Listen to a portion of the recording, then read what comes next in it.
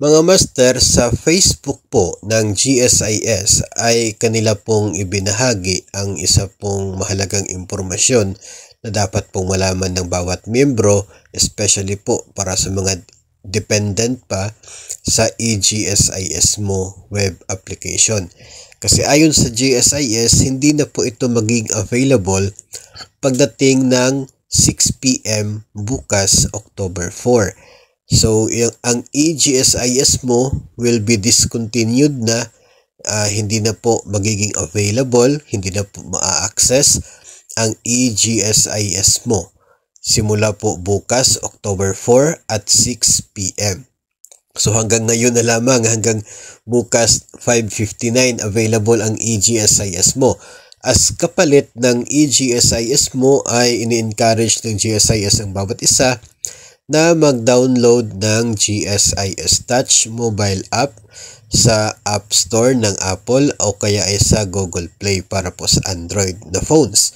So ito pong GSIS Touch, ito na po yung magiging permanent na paraan for GSIS to give updates ng status ng mga miyembro doon po sa mga miyembro. So mawawala na si eGSIS mo, gamit na tayo sa GSIS Touch, kahit na sa bahay, nakahiga, nanonood ng TV, ay pwede mong ma-access yung account po sa GSIS, yung loans mo, makikita mo yung payments, ma-access mo kung updated yung remittances ng division ninyo.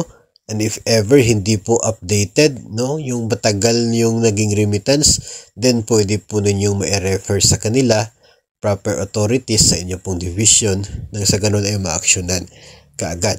At least at the comfort of at our home, pwede nating ma-access yung account natin sa GSIS. Personally, lagi ko pong chine-check talaga yan. Nakaka-excite po tingnan yung loan balance, especially kapag pumapasok na po yung remittances coming from the division office kung saan po ako nabilong. Then lumiliit yung balance ng utang. So exciting po na ganun eh.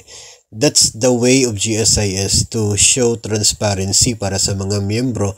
Nakikita natin yung account natin online through the GSIS Touch app. So mag-download na ng GSIS Touch at nang sa ganun po ay atin pong ma-access yung account po natin at mamonitor po natin yung pagpasok ng mga remittances from our division. Maganda rin po yun kasi kapag masyadong alarming po yung late na remittance, then we are aware and we can call the attention of the people responsible doon po sa division natin. Kung tayo po ay hindi po members o hindi po empleyado ng isang implementing school or autonomous school, din sa division po yung remittances po natin. So we can easily check and ask proper people kung mayroon po tayo nakikitang problema. So yun po yung maganda dito po sa GSIS Touch, at I personally encourage everyone na mag-download ng GSIS Touch para po ito maging updated tayo sa mga kaganapan sa atin pong account sa GSIS.